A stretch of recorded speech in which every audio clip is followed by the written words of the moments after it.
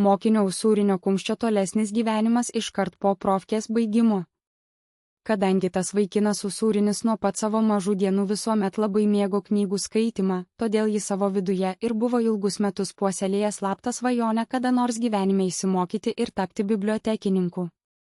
2005 metų vasarą, netrukus po statybininko profesijos savo išleistuvių Kupiškio žemės ūkio mokykloje, Usūrinis sukaupė visą savo drąsą bei padrąsintas ir tėvų pateikė savo dokumentus į Vilniaus universitetą, kad ten pabandytų įstoti ir nuo rudens pradėti studijuoti bibliotekininkystę komunikacijos fakultete.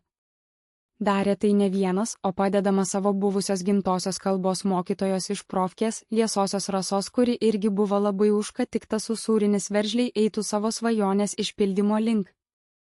Buvo tada labai žiūrima į konkursinį balą, kuris buvo formuojamas iš brandos egzaminų pažymių ir metinių pažymių vidurkio.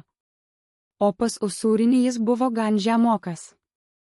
Vaikinui visą krūvą dokumentų į universitetą tada teko pateikti.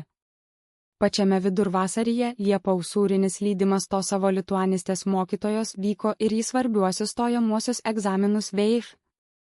Pirmieji jo įspūdžiai, kai jis lankėsi universiteto teritorijoje, jo kiemeliuose, ypač Skargos kiemelyje, buvo tikrai jam nepamirštami, su nuostaba jis dairėsi į visas pusę, gėrėjosi čia esančių pastatų architektūra.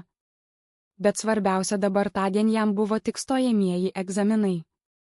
Ir dėja Usūrinis tų savo egzaminų neišlaikė, į norimas studijas nei iš tolo negalėjo patekti, nes buvo už jį kitų daug gabesnių mokinių ir su žymiai geresniais savo ankstesniais pažymiais. Bet Usūrinis vis tiek kažkiek savyje džiaugiasi, nors bent pabandė savo laimę patekti į seniai norėtas mokslų studijas. 2005 metų Liepa.